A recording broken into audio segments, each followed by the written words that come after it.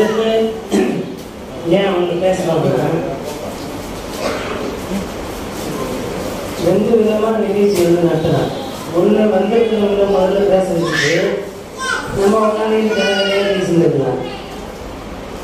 அது வந்தவங்களை ஒரு மாதிரி பண்ணுற மாதிரி இருக்கும்.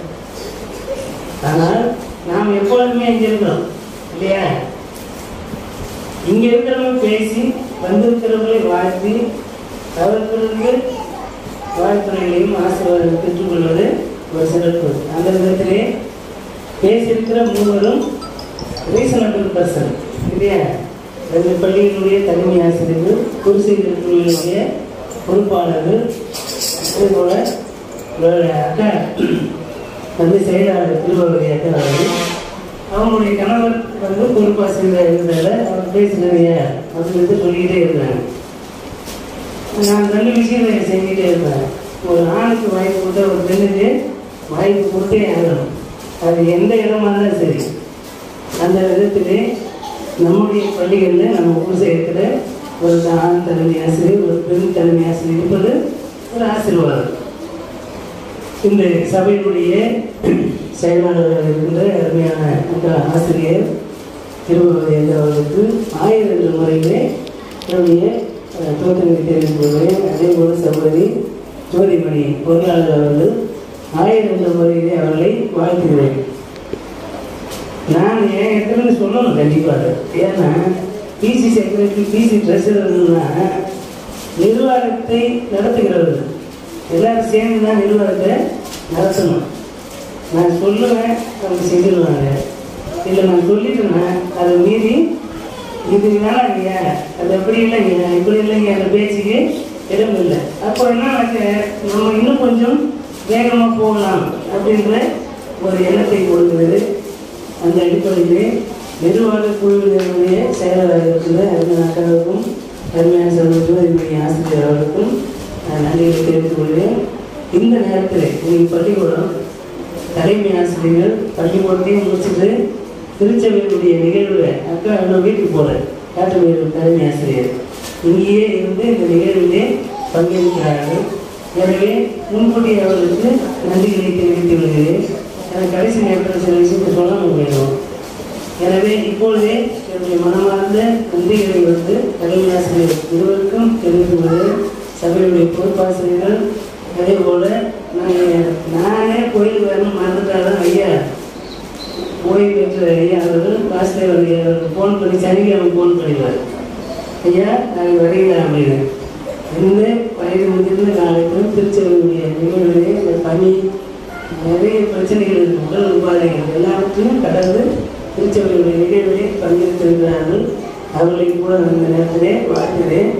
ஓய்வு பெற்ற ரயில்வே பணியாளர் தேவராசை அவர்கள், இன்னும் சபையினுடைய மூப்பர் தண்டராஜன், இன்னும் 2 பேரும் வெளியே இருக்கிறாங்க இல்லையா? சகோதரி அவங்க பேர் ஜான்சி ராணி, இன்னொருத்தர் அனைவருக்கும் இந்த நேரத்திலே வாழ்த்துக்களையும் நன்றிகளை தெரிவிக்கிறேன். பிரச்சனை எல்லாத்தையும் சிறப்பாக நடத்துவதற்கு ஒத்துழைப்பு தருகிறீர்கள்.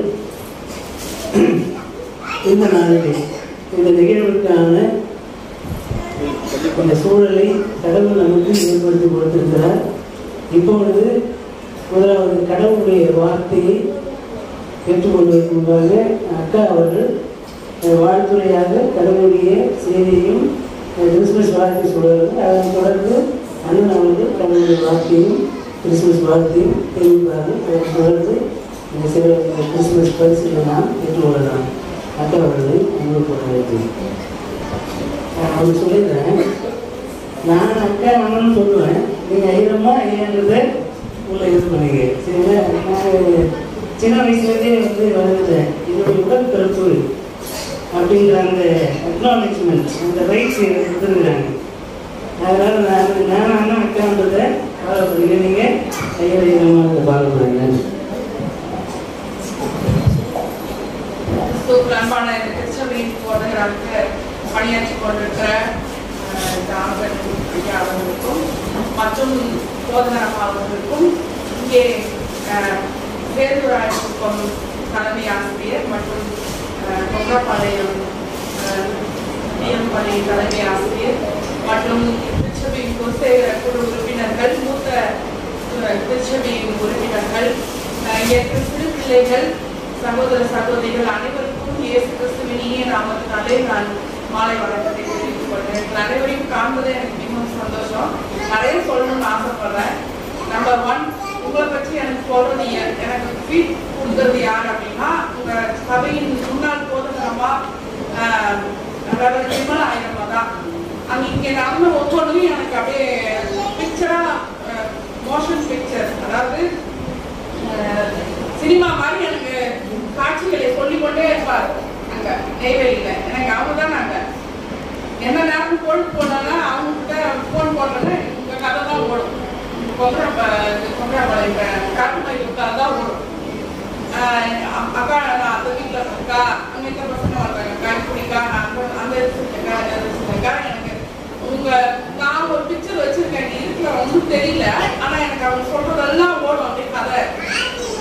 ஒரு தடவை போன தடவை நினைக்கிறேன், நீங்க தான் அங்க பஜனை பாடிருக்கீங்க, தான் அங்க பாடிருக்கீங்க. ஐரமா எனக்கு அதெல்லாம் சொல்லுவாங்க. அடுத்தது அவங்க நீங்க எப்படி பணியாற்றுறாங்க அப்படிங்கிறது எனக்கு நல்லா விவரமா சொல்லுவாங்க. இதெல்லாம் என்னன்னா, அவங்க 4 பெண் போதகர், அவங்க ஒரு பெண் போதகர். அதான் நம்மளால சாதிக்க முடியாது ஒண்ணுமே இல்லை.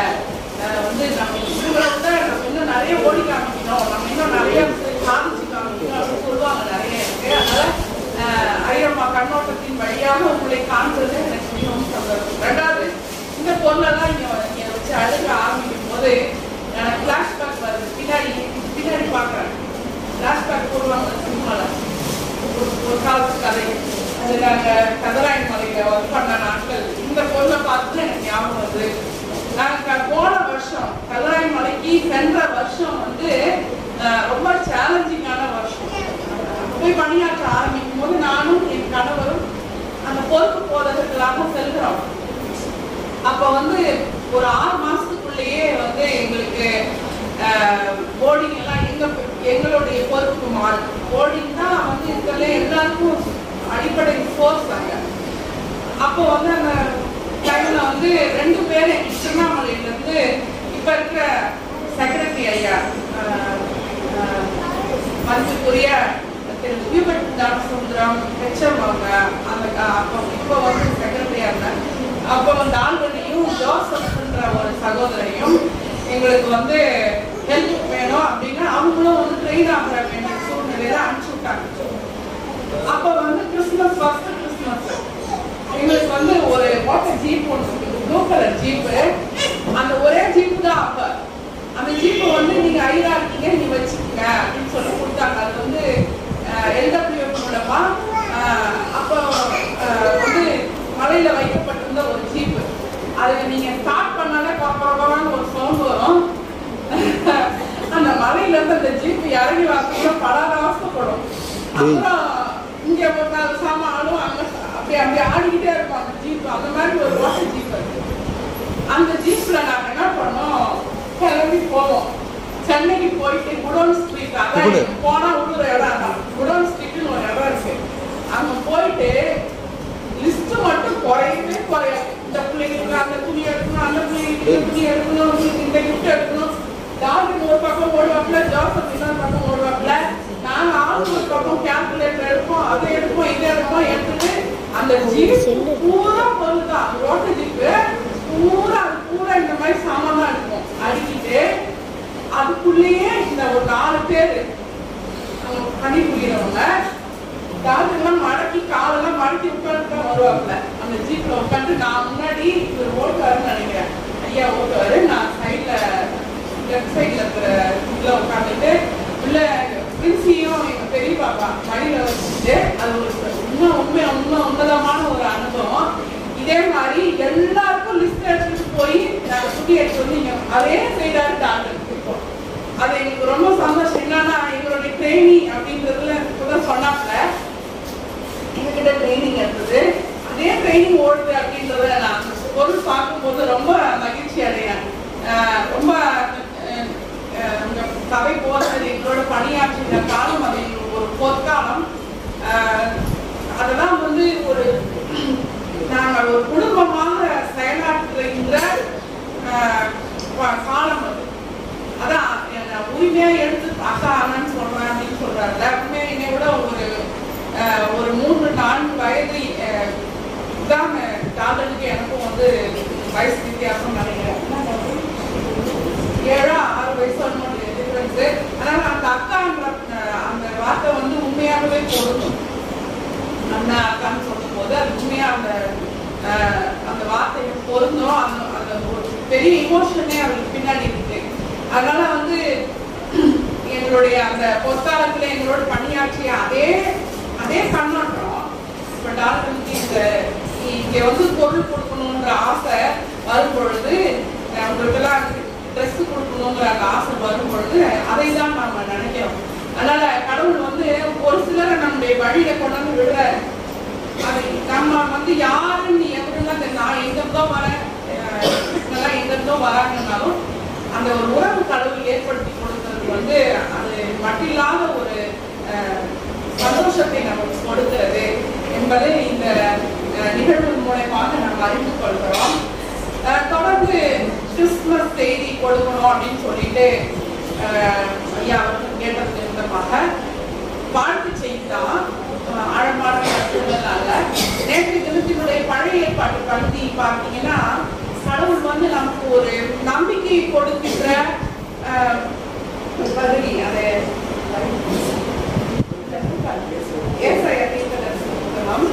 35ஆம் அதிகாரத்துல நிறைய வந்து ஆண்டவர் நம்பிக்கையின் செய்தியை தான் கொடுக்கிறார். அதுல முதல்ல பாத்தீங்கன்னா கடுவெளி, அதாவது காடு போல வில்டர்னஸ் அப்படின்னு சொல்றாங்க, வனாந்திரமான வெளியில கடவுள் என்ன சொல்றாரு, நான் பூத்து குழுங்குற வழிகளை எல்லாம் ஏற்படுத்துவேன். வனாந்திரம் என்னைக்குமே செழிப்படையாது. அது எப்பொழுதுமே ஒரு மணல் மேடு, ஒரு வெயில், அகோரமான வெயில் அடிக்கின்ற இந்த கண்ணெல்லாம் பார்த்தாலே கண்ணை எரியும். அந்த மாதிரி ஒரு சூழ்நிலை இருக்கின்ற அந்த பகுதியை கடவுள் வந்து லீபனோன், சாரோன் மற்றும் கர்மேல் இதை போன்றதான பகுதியாக நான் மாற்றி தருவேன். ஒரு நம்பிக்கைக்குரிய செய்தியை நேற்றைய தினத்தினுடைய பழைய ஏற்பாட்டு பகுதியில நாம வாசித்தோம். யோவான் ஸ்நானன் கேட்கிறார், வருகிறவர் நீர்தானோ அல்லது வேறு ஒருவர் காத்திருக்க வேண்டுமோ என்று கேட்கும்பொழுது பாருங்க, குருடர் பார்வையடைகிறார்கள், முடவர் நடத்துறார்கள் என்று சொல்லி அவர் வந்து அவருடைய சீஷன்கிட்ட சொல்லி அனுப்புவார். பாரு, இதுதான் நான் வந்து மேசியா என்பதற்கு அடையாளம். இந்த அடையாளத்தை பழைய ஏற்பாடு பகுதியிலையும் நம்ம வாசிக்கிறோம். ஏசாயா 35 தான் அவர் சொல்றாரு. ஏசாயா 35 எழுதப்பட்ட தீர்க்க தரிசன பகுதியை தான் யோவான் ஸ்நானனுடைய சீஷத்தை சொல்லி அனுப்புறாரு. அப்ப அதுல வேற என்ன சொல்றாரு அப்படின்னா, சுத்தமா காஞ்சு போன இடம், செழிப்பே இல்லாத இடம், அதுல வந்து நானு செழிப்பான ஒரு பூமியை தருவேன். ஏன் அப்படின்னா அது சாரோன் என்கின்ற பகுதி அப்படின்னு பாத்தீங்கன்னா அந்த 57 முதல் 65 கிலோமீட்டர் ஸ்ட்ரெச் தூரம் இருக்குது. அந்த தூரம் அந்த பகுதி பூராவும் பூத்து குலுங்குற செடிகள் வளர்க்கிற இடம். அதை போல நான் இந்த வனாந்திரமான பகுதியை மாற்றுவேன் என்று சொல்லி கடவுள் வாக்குத்தத்தம் கொடுக்கிறாரு. அவர் வாக்குத்தத்தத்துல தான் நமக்கு வந்து உயிரே வந்து வரும். அந்த வாக்குத்தத்தத்துல வேற என்ன சொல்றாரு அப்படின்னா, கர்மேல் போன்று நான் இந்த வனாந்திரத்தை மாற்றுவேன் அப்படின்னு சொல்லி கொடுக்குறாரு. நமக்கு அதான வேணும். இப்போ உங்களுக்கு ஒண்ணுமே ட்ரெஸ் கொடுக்க வேண்டிய நிர்பந்தமே இல்லாத இடத்துல உங்க ஐ வந்து இந்த இடத்துல ட்ரெஸ் போன சந்தோஷமா இருக்குதா இல்லையா? சின்ன பொண்ணுக்கு எங்களுக்கு ட்ரெஸ் அதுல ஒண்ணு இருக்குது அப்படின்னு பார்த்தா உங்களுக்கு சந்தோஷமா இருக்காது. அதே மாதிரி ஒண்ணுமே ஜீரோ இருக்கிற இடத்துல, ஜீரோவா இருக்கிற இடத்துல கடவுள் வந்து எல்லா செழிப்பையும் கொடுக்குறேன் அப்படின்னு பார்த்துட்டு கர்மேல் அப்படின்னா என்னன்னா அந்த கேக்குரு மரம் வளர்ற இடம், பெரிய ஹைட். நீங்க கேரளா பக்கம் போனாலும் தெரியும், ட்ரீஸ் மரம் எப்படின்னா உயரமா வளர்ந்துருக்கும் பாருங்க. நம்ம தமிழ்நாட்டு பக்கம் அந்த மாதிரி கடையில் இருக்காது. நீங்க மூணாறு போனீங்கன்னா தெரியும், ரொம்ப ஹைட்டா மரம் வளரும். அது மாதிரி கர்மேல்ல வந்து கேக்குரு மரங்கள் வளர்க்கும். அந்த கேக்குரு மரத்தை தான் ஈரான் ராஜா கிட்ட இருந்து சாலமோன் வாங்கிட்டு வந்து இங்க எருசலேம்ல வந்து தேவாலயத்தை கட்டுவதற்கும் தன்னுடைய அரண்மனையை கட்டுவதற்கும் பயன்படுத்தினார். அப்ப அங்க செழிப்பான உயரமான மரங்கள் வளரக்கூடிய மலை, அது வந்து 1740 அடி உயரம் கொண்ட மலை வந்து இந்த கர்மேல். அது எல்லா இடத்துலையும் நீங்க கர்மேல் மலை என்று வாசிக்கும் போது இதைதான் நீங்க வந்து ஞாபகம் வச்சுக்கணும். இப்போ வந்து பழைய ஏற்பாட்டுல எலியா தீர்க்கதரிசி கர்மேல் மலையிலிருந்து நின்று கொண்டிருக்கும் போது உள்ளங்கை அளவு மேகம் அங்க இருக்கும்னு சொல்லுவாங்க. அந்த உள்ளங்கை அளவு மேகம் வரும்போதுதான் மழை வருதுன்னு சொல்லிட்டு அவர் வந்து அந்த ஆகாப் ராஜாக்கு சொல்லும் போது ரதத்தை கூட்டிக் கொண்டு அவர் வேகமாக அவர் ரதத்திலே வருவாரு. எலியா தீர்க்கதரிசி பின்னாடியே ஓடி வருவார். அதான் அந்த கர்மேல் மலை என்று சொல்லுவாங்க. அந்த மலையில வளர்கின்ற செழிப்பான மரங்கள் தான் வந்து எல்லா இடத்துக்கும் பயன்படுத்தப்படுகிறது. இந்த மாதிரி பர்னிச்சருக்கு பயன்படுத்தப்படுது. அப்ப இந்த மாதிரி செழிப்பான இடத்தை நான் இந்த வனாந்தரமான பூமியிலிருந்து மாற்றுவேன் என்று சொல்றேன். உன்னத பாட்டுல 2ஆம் அதிகாரத்துல நான் சாரோனி ரோஜாவும் நம்ம வசனம் தெரியுமா? சாரோனி ரோஜாவும் பள்ளத்தாக்கி லீலி புஷ்பமா இருக்கிறேன். அப்ப இந்த சாரோன் கூட அவ்வளவு செழிப்பான இடம் என்று சொல்லப்படுகிறது. அது மட்டுமல்ல, இதுவும் மெடிட்டரேனியன் சி மத்திய தரைக்கடல் பக்கத்துல இருக்கிற ஒரு செழிப்பான இடம். அந்த இடத்தை வந்து அந்த இடத்துல இருக்கின்ற பூச்சி புழுங்குகின்ற செடிகள், புல்வெளிகள் மற்றும் வயல்வெளிகளை கூட நான் வந்து இந்த வனாந்தரத்தை மாற்றி போடுவேன். சாதாரண மனுஷனால இந்த மாதிரியான நிகழ்வுகளை செய்யவே முடியாது. ஆனா கடவுள் அந்த வாக்குத்தத்தத்தை கொடுக்கிறார். ரோமர் 8ஆம் அதிகாரத்தில் என்ன சொல்ல, நாம் காண்கின்றவர்களை வந்து எதிர்நோக்குவது வந்து அற்ப காரியம். நமக்கு முன்னாடி கண்ணு முன்னாடி உங்களுக்கு ட்ரெஸ் இருக்குன்னா எனக்கு ட்ரெஸ் வரப்போகுது அப்படின்னு எதிர்நோக்குவது வந்து அது வந்து நம்பிக்கை இல்லை, ஹோப் இல்லை, அது எதிர்நோக்கி இல்லை. நம்ம காணாதவைகளை எதிர்நோக்குவதுதான் உண்மையான நம்பிக்கை. அதை வந்து கடவுள் நமக்கு கொடுக்கிறார். அதை கொடுக்கறதுக்கு தான் இன்றைய தினத்துல கடவுள் உங்களுக்கு இதெல்லாம் ஃபர்ஸ்ட் ஸ்டெப்போ உங்களுக்கு இதுக்கு முன்னாடி இந்த விமலா ஐயம்மா எடுத்து வச்ச அடிகள் எல்லாம் ஃபர்ஸ்ட் ஸ்டெப்பா கூட இருக்கலாம். இப்போ ஐயர் வந்து அதை இன்னும் கொஞ்சம் டெவலப் பண்ணிட்டு வராரு. ஆனா உங்களுக்கு நிச்சயமாக இந்த சபையில அநேக ஆசீர்வாதங்களை இந்த ஆலயத்தின் மூலமாக கொடுப்பது கத்தருக்கு நிச்சயம் என்பது வந்து மறுக்க முடியாத செய்தியாக இருக்கிறது. இந்த சபையிலிருந்து நான் வரும்போது பேசிட்டு வந்தோம். எத்தனையோ பெரிய ஆட்கள் வந்து இந்த சபையிலிருந்து வெளியே சென்றிருக்கிறார்கள் சொல்லி ஐயன்மார்களுடைய லிஸ்ட் அப்படின்னு போட்டு நாங்கள் பேசிட்டு இருந்தோம்.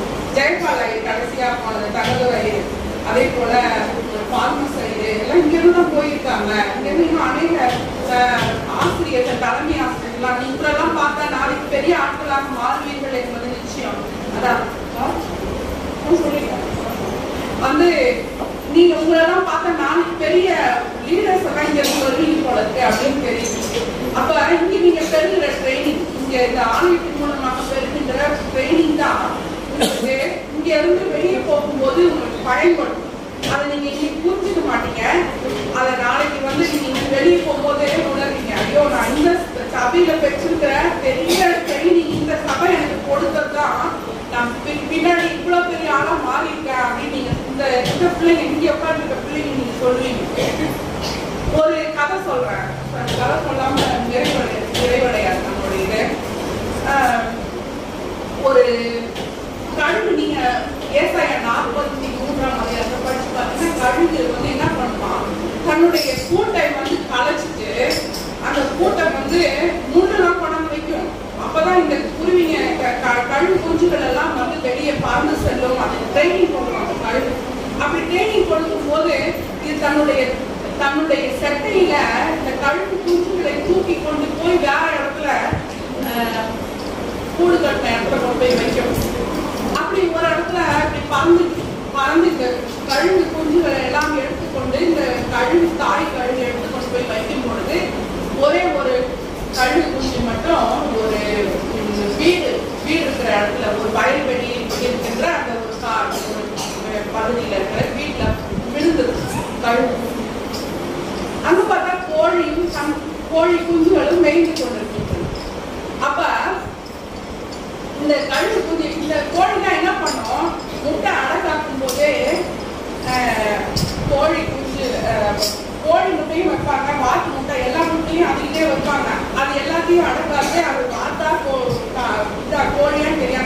இதே மாதிரி இந்த கழுகு குஞ்சையும் இந்த கோழி வளர்த்து கொண்டிருக்கிறது. அப்ப இந்த கோழி எவ்வளவு தூரம் பார்க்கும், கோழியை பிடிச்சி தூக்கி போட்டினே எவ்வளவு தூரம் போகும் இப்படிதான் தெரியும். நல்லா எவ்வளவு தூரம் பார்க்கும், அவ்வளவு தூரம் போய் டப்புனு வந்துடும். அது பார்த்து டக்குன்னு கீழே விழுந்துடும். அதே மாதிரி கோழி குஞ்சுகளும் இதே மாதிரியே வளர்ந்து இந்த கழுகும் அதே மாதிரி நினைச்சிட்டு அதுல மாதிரி பறந்து பொருள் கீழே விழுந்து பழகிட்டு அது அப்படித்தான் பார்த்து பழகிட்டு நானும் கோழி எடுத்துட்டு அப்படின்னு வளர்ந்து இதே மாதிரியே இந்த கோழிகளோடையே அது வளர்ந்து கோழி என்னென்னலாம் பண்ணுதோ கீழே கரையிட்டே என்னென்னலாம் பொசுதோ இன்னும் அதே மாதிரி பொத்திக்கிட்டே இருக்கு. அப்ப இந்த மாதிரி ஒரு சின்ன பையன் என்ன பண்ணா, இது வேற எடுத்துட்டு கோழியே இல்லை, இது ஒரு கழுகு குஞ்சு, இது கழுகு மாதிரி வளர்ந்து இது என்ன முழுக்கெல்லாம் வேற மாதிரி இருக்குது அப்படின்னு சொல்லி அந்த பையன் பார்த்துட்டே இருந்தான். அந்த கழுகு என்ன பறந்து அதை தூக்கி போனா அது கோழி மாதிரி தான் போய் விழுது. இது பண்ணக்கூடாது அப்படின்னு சொல்லிட்டு அதை தூக்கி போட்டு காமிக்கிறான். அது அதே மாதிரி கோழி மாதிரி தான் போய் விழுது. அப்புறம் ஒரு நாள் காலையில என்ன பண்ணா, சூரிய வெளிச்சம் வந்து அப்படியே ரொம்ப ஷார்ப்பா வந்து கண்ணில் படுற மாதிரி டைம்ல அந்த கோழி அந்த பருந்து அந்த கழுகு பெருசாயிடுச்சு இல்லை, இப்போ அதை கோணத்தை வச்சு சூரிய ஒளி கண்ணில் நேரா ஷார்ப்பா அடிக்கும் போது அது பயங்கரமா சட்டையை ரொம்ப அந்த கண்ணு பூசனால பெருசா விரிச்சதும் அப்புறம் தூக்கி மேல போட்டான் பாருங்க. அந்த கழுகு வந்து அப்புறமா மேல ஸ்பீடா பறக்க ஆரம்பிச்சாமா. அந்த கழுகுகளை மற்ற கழுகுகளை போலவே மேல பறக்க ஆரம்பிச்சு. அப்புறம் தான் தூரமா மேல என்னால பார்க்க முடியும் அப்படின்னு அது உணர்ந்துச்சு. அப்போ வந்து நம்ம கூட என்ன நினைச்சிட்டு இருக்கோம், நமக்கு கொடுக்கின்ற நம்பிக்கை கடவுள் பெரிய பெரிய நம்பிக்கைகள் வாக்கு தத்தமா வேதத்துல கொடுக்குற அந்த நம்பிக்கையெல்லாம் நம்ம விட்டுட்டு மற்றவர்களை போல நம்பிக்கையற்றவர்களை போல ஒரு எளிமில்லாத வாழ்க்கை வாழ்ந்து கொண்டு கிறிஸ்துமஸையும் அவங்கள மாதிரியே நீ வளர போட்டிய நான் போடுறேன், நீ ஒரு பண்டிகையாக கொண்டாடி கொண்டிருக்கோம். ஆண்டவர் கொடுக்கின்ற பெரிய வாக்கு தத்தங்கள், நமக்கு வைத்திருக்கிற பெரிய திட்டங்கள், இதையெல்லாம் வந்து நம்ம சமயத்துல உணராமல் இந்த கோழி குஞ்சுகளை போல கோழிகளோடையே மேய்ந்து கொண்டிருந்த கழுகுகளை போல நாமுமே அப்படியே வாழ்க்கையை ஓட்டி கொண்டிருக்கிறோம். நமக்கு இருக்க அத்தர் ஒரு பெரிய திட்டத்தை வைத்திருக்கிறார். அதை வந்து நம்ம யோசிக்கிறதுக்கு நமக்கு வந்து முடியல. அதை நம்ம கழுகு மாதிரி யோசிக்க மாட்டேங்கிறோம், நம்ம கோழி மாதிரியே இன்னும் யோசிக்கிறோம்.